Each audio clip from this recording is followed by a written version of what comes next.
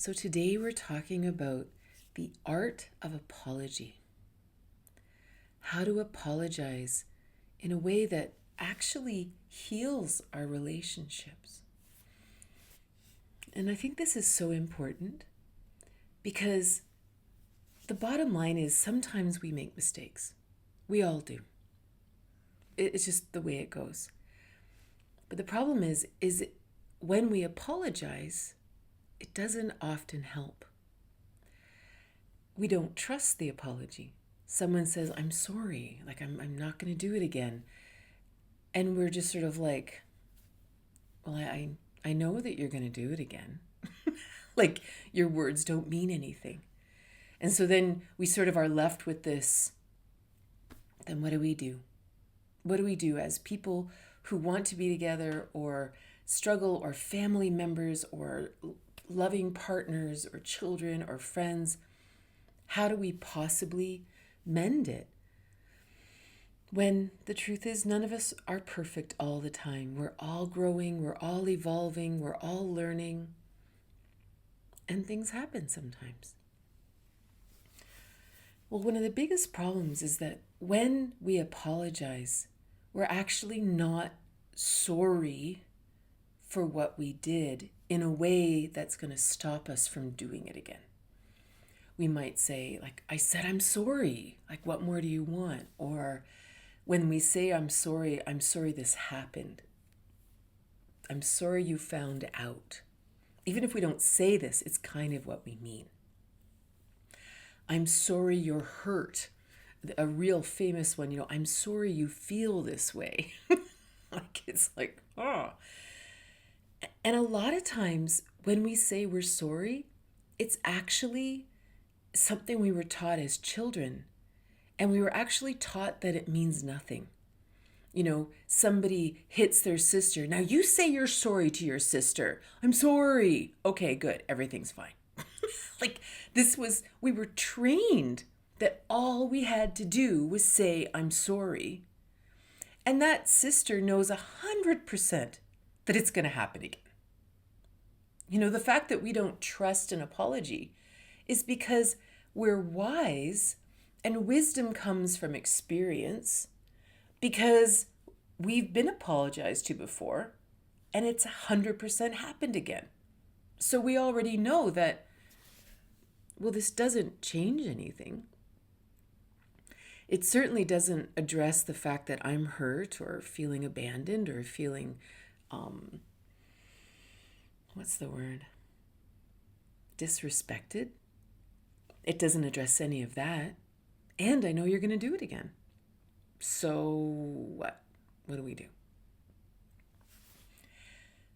So the number one thing for me that changes an apology into something that actually heals the harm and bonds us together is, and this word isn't maybe very popular, but it's repentance.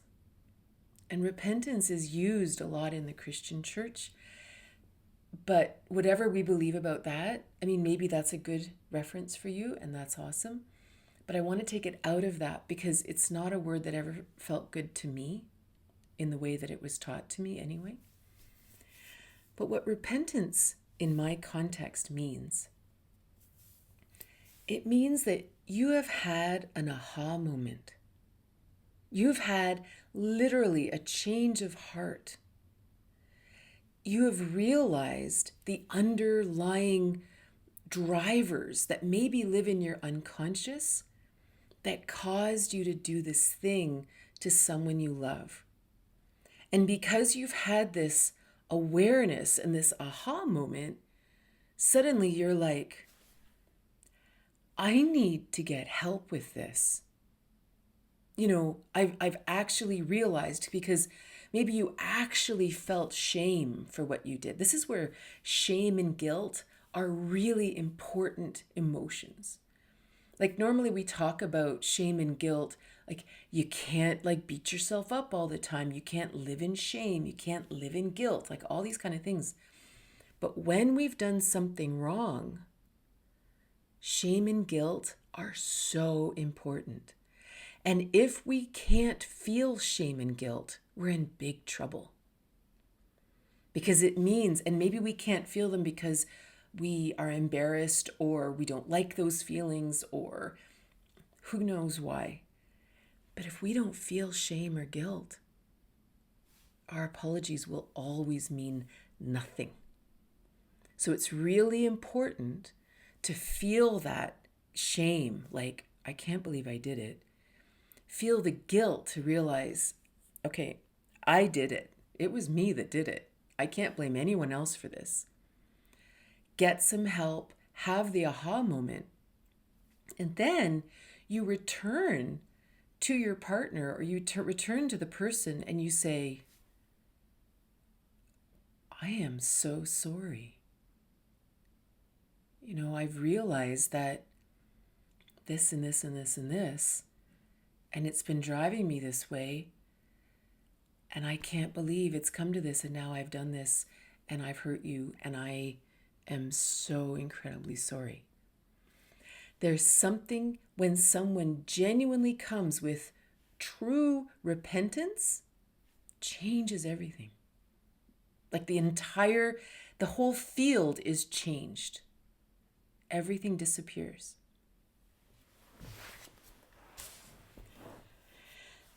So why is repentance? Like how does it work? So as human beings, imagine we have our conscious mind, the part of our mind that we can access. I decide that I want to be this kind of person. I want to act this way in my life. I want to act this way towards people I love. I want to eat healthy foods. I want to I want to spend money in a particular way or save money in a particular way or whatever. We have all these conscious intentions. And then something happens. We don't. We go on a binge and eat, a box of cookies or something. Or we go off the diet, or we, spend the money, or we don't do the thing, or we lash out, like someone says something and suddenly we get all upset and pissed off and we're like, ah, and then afterwards we're like, what happened? Like, what happened there? I was fine. And then suddenly I wasn't. And this is the interesting interplay between the conscious mind and the unconscious mind, or the subconscious mind. It doesn't really matter which one. But in the unconscious mind are a million things. It could be pain from trauma as a child, from previous relationships, that at the time I can't handle the emotion, I can't handle the pain of this. So our bodies very beautifully bury it for a time so that we can continue on. If you're 6 years old and suffering abuse or have an emotionally unstable parent or whatever, there's nothing you can do about it. So all you can do is bury the fear, the anxiety, whatever it is that we have, put it away until one day we're older and we can look at it and we have the autonomy and the empowerment to actually deal with it. But at that time, there's nothing we can do. So it goes into our unconscious. We're all like that. Every one of us. Every one of us has an unconscious filled with past experiences, past unresolved experiences. So then what happens? We're older and something happens and it triggers us. This quote, trigger. What does that actually mean? When we become triggered, we time travel in our consciousness. We time travel back to that point where this feeling happened before. And now suddenly this person in front of you is not the person you love. They are the person who hurt you 30 years ago.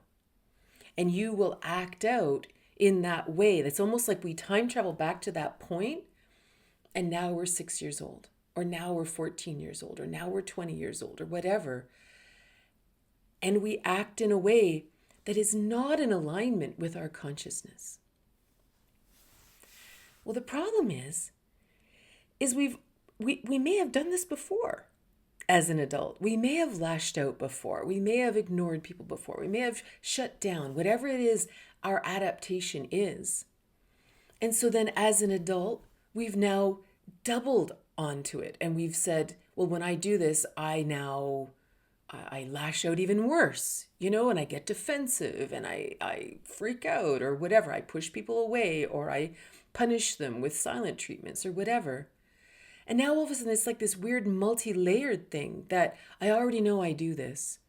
And now I've figured out how to not get in trouble for it. And this is where all of a sudden this person says, I'm sorry. And you're like, it means nothing. Because they're not sorry. They're not even looking at why they did it. And this is the difference. So when we think of some of these unconscious things that happen in relationships or things that are driven from the unconscious, one of the big ones is lying. That someone will lie to you. They could be white lies, that they're not happy with something or they are happy with something. They could be outright covert lies of some kind of deception or not telling you something because they don't want you to be mad or whatever. It could be all kinds of reasons that they lie. But why might they lie? Did they get in trouble as a child if they told the truth? Were they never able to get their way? We're like, why are they lying? There's a reason they're lying. And of course, we'll speak in a moment that perhaps they truly do have narcissistic tendencies or psychopathic tendencies or something like that they truly are manipulative. That is not such a huge percentage of the population. They say that like 5% of people actually do have these dark, narcissistic, psychopathic, Machiavellian, sadistic tendencies kind of thing, right?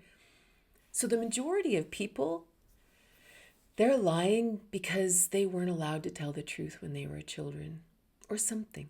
There's something in there and we don't have to unpack it. They do.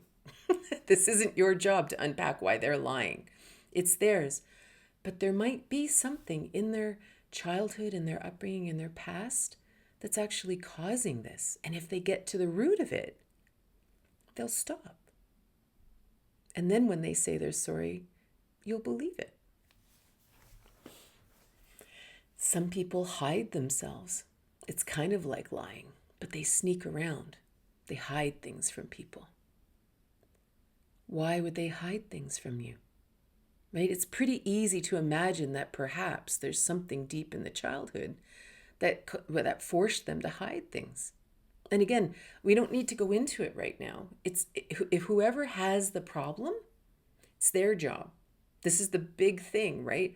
That if you're sort of the one that's always the forgiving one and always the one that people are lying to or doing all this thing, to really be clear that it's not up to us to sort out their problems. It's theirs. They need to go for counseling. They need to start journaling. They need to do the things. Otherwise, again, their apology means nothing. They have to do the work. Maybe they have a bad temper and they lash out. They lash out emotionally. They lash out mentally. People play huge mind games with people, or they lash out physically. It's very, very common. This is also something that easily comes from the unconscious, from childhood, whether it's how they were treated, whether they're just frightened, whether that behavior was normalized as a child and they just never quite sorted it out in their conscious mind as an adult. It doesn't matter.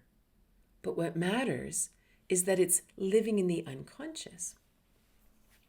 Some people are insanely suspicious. And they follow you around and they have to read your phone and they have to do this and they have to do that and da-da-da-da-da-da. And it's kind of like, enough, you have to stop. First of all, you don't have to know everything. Oh, why are you hiding something? And it's kind of like, okay, this is not a healthy relationship right here, But again, why are they so suspicious? What in the world is going on? And of course, obviously, I'm not talking about, you've done things and you've repeated them and repeated them and repeated them, and they're naturally suspicious because of history. I'm not talking about that. Some people are just super suspicious all the time. And that's a little abusive to somebody, to be constantly questioning every single thing. And how come you were 5 minutes late? And who were you talking to? And da. This is a real thing. Until that person gets to the bottom of why they're so unconsciously suspicious of everybody, they're going to push everybody away all the time. Sometimes people can be very insensitive. You could share something and they shut you down. Or even in so many sexual issues are actually caused by someone being very insensitive in the bedroom, saying something that just isn't caring enough. Here you are sort of open to the world, first, second chakras exposed, you're naked, we have body image shaming issues, all these things. And someone said something very insensitive and it just shut you right down and really hurt you. This happens. It happens to men and it happens to women. It's actually, some people say that for men, it's one of the number one things that causes performance anxiety, erectile dysfunction, things like that, because somebody said something once, and it shut this down.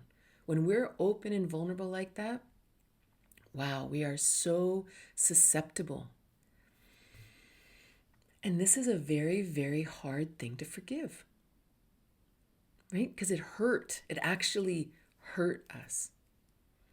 So if we have this insensitive way about us, again, we can only imagine why.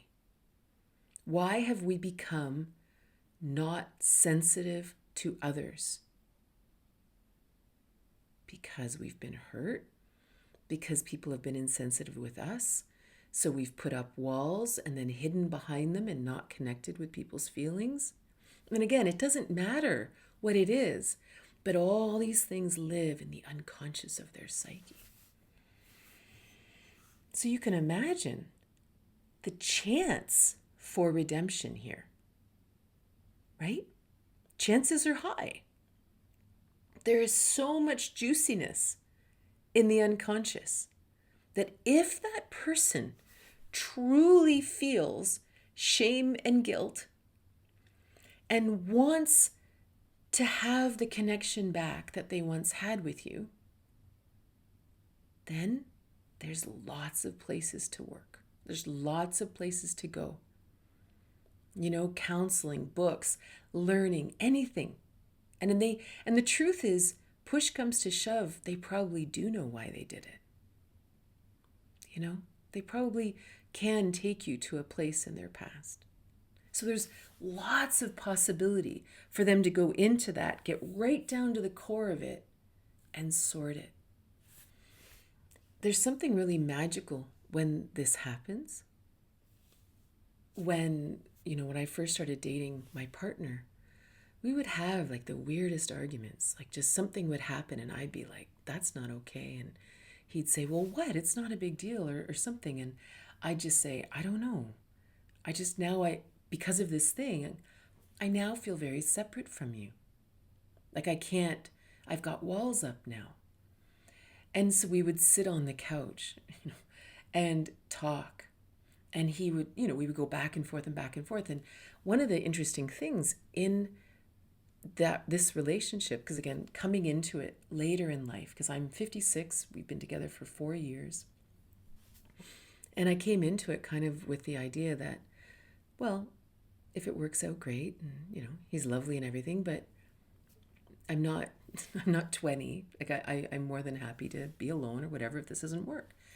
And so when something would happen, I wasn't going to do the deep diving, which I normally would have, right? That's the problem when you're into psychology and philosophy and spirituality, that you really want to solve their problems. You want to help, right? And I just kind of look at him and say, I don't know what the answer is. I might give some suggestions. Maybe it's this, maybe it's that. I don't know. And I'd always say, the answer's inside of you. You've got to figure it out. And he would sit there and chew on it and think about it. And all of a sudden, 100% of the time, it would be some memory from his childhood. And he'd say, I remember this time when my dad said this or whatever.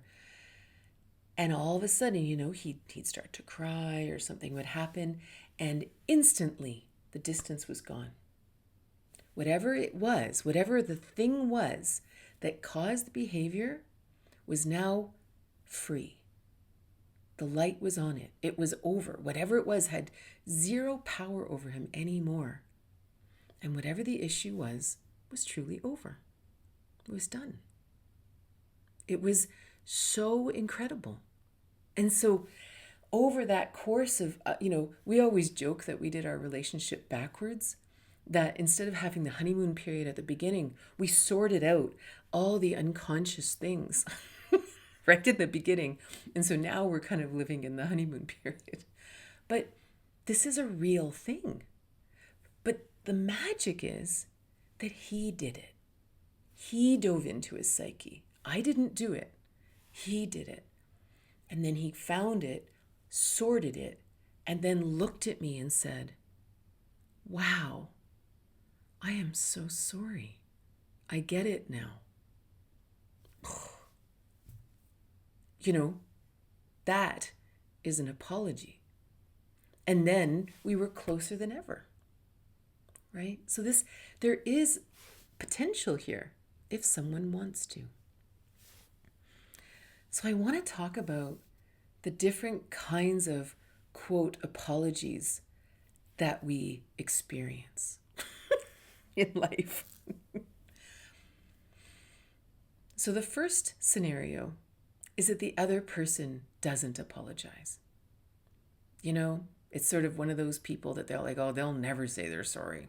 And this doesn't have to be a romantic partner. It could be a parent, friend, child, anybody. And those are the people that very often we will tell ourselves, I would take any kind of apology from them, right? We would say, if all they said was, I'm sorry, I'd be happy. But the reality is what we're actually looking for there is just some recognition for our feelings. We just want to know that they even care at all. Like they even are registering that I'm upset. That's actually all we want. This is a very low bar for relationships of any kind. The simple acknowledgement that you're a human being with feelings. But sometimes we'll take it. If that's all it is for that person to turn around and say, I'm sorry. Even if it's not even heartfelt, we're happier. So there is that scenario. Not really what we're talking about in our talk today.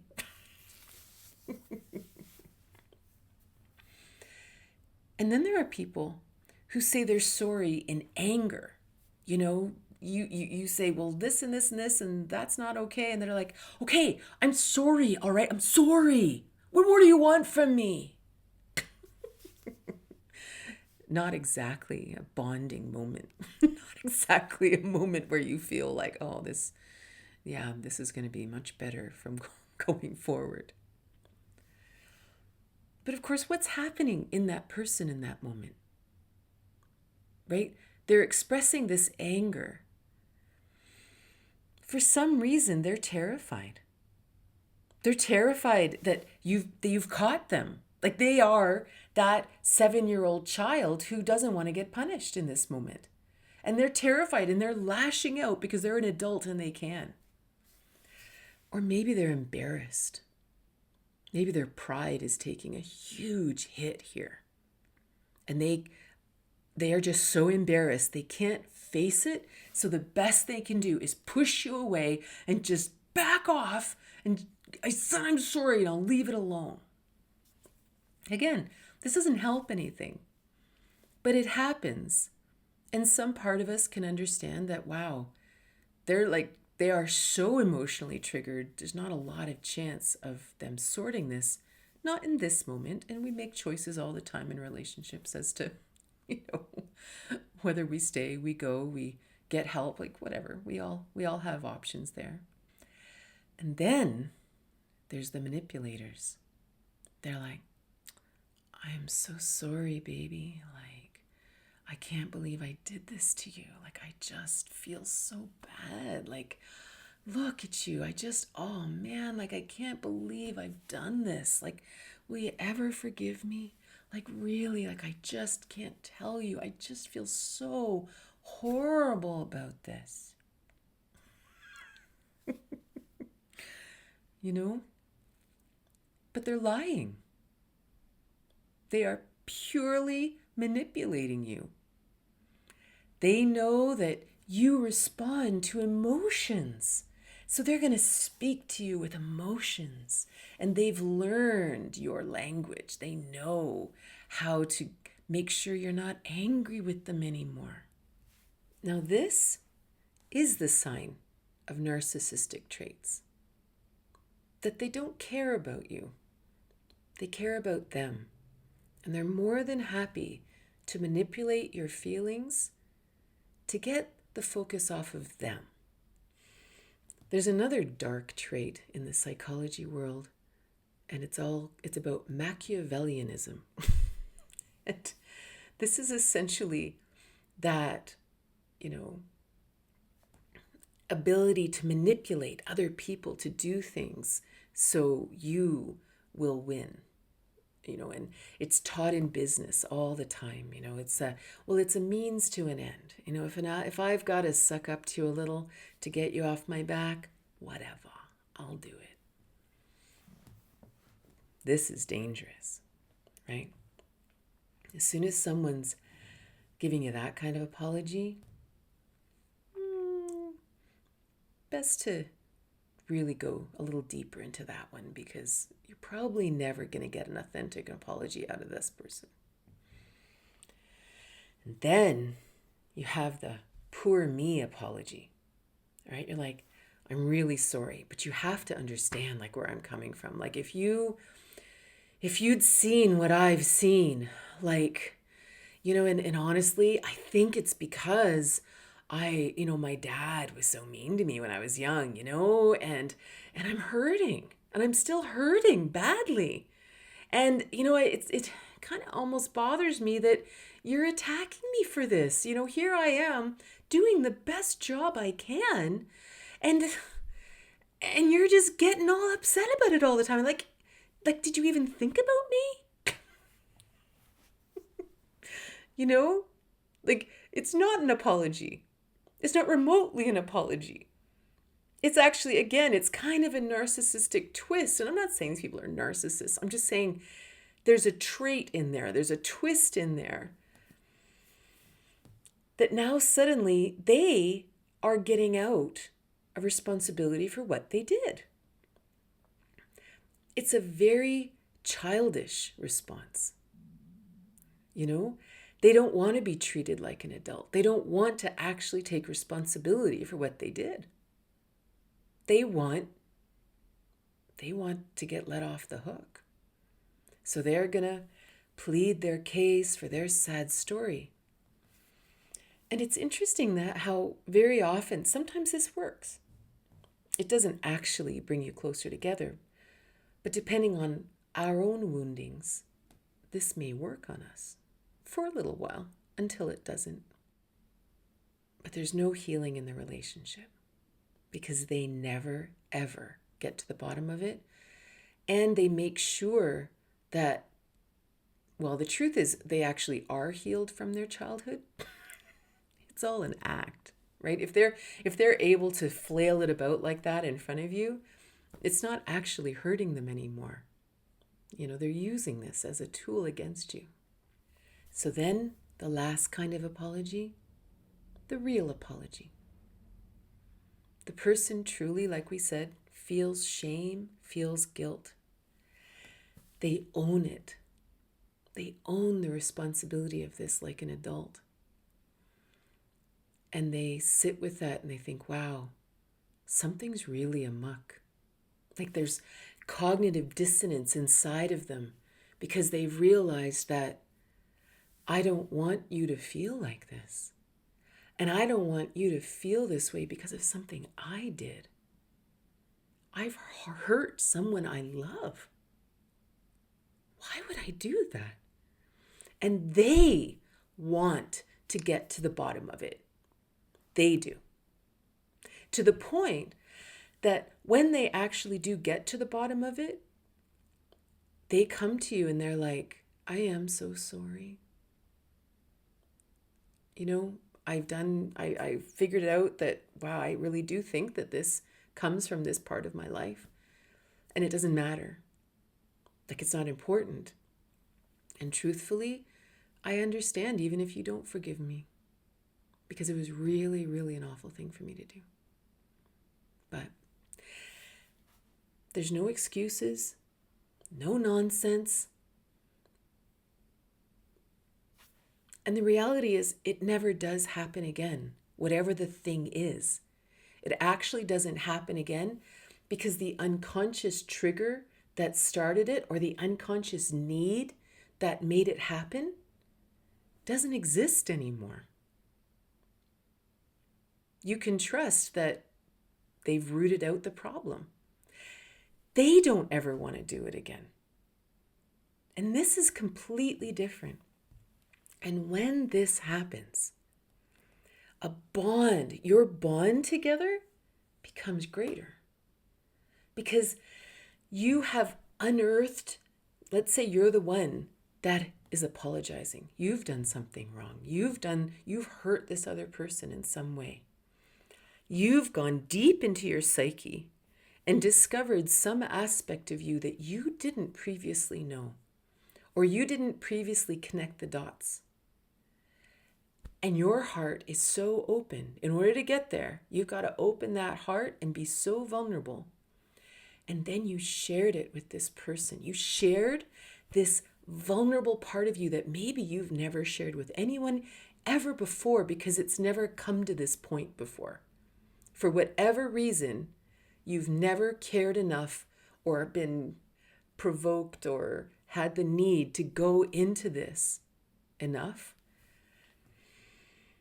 And you shared it openly with this person in complete vulnerability and said, I understand if you don't want to be around me anymore. I'm so sorry.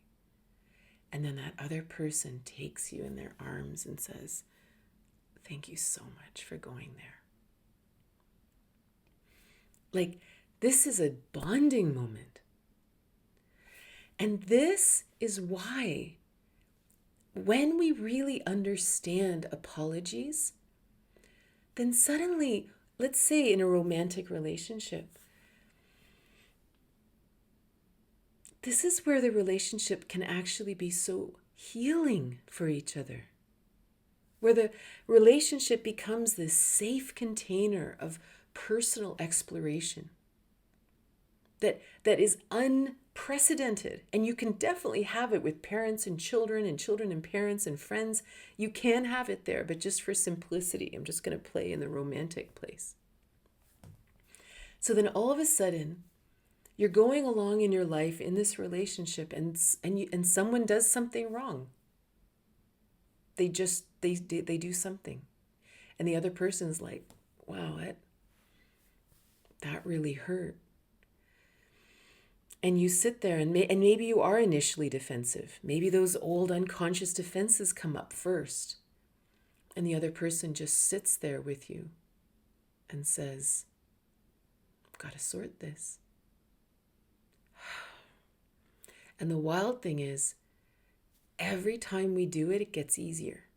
And it's like, as human beings, you keep going deeper and deeper into who you truly are every time you have an incident. And again, to truly understand, these aren't repeating incidents. It's not that they did it and then they did it again and then they did it again. It's not that. Something happened, a deep dive happened, that person healed something in their soul, they come out, the dust settles, and then maybe the other person does something. And they think, oh, wow.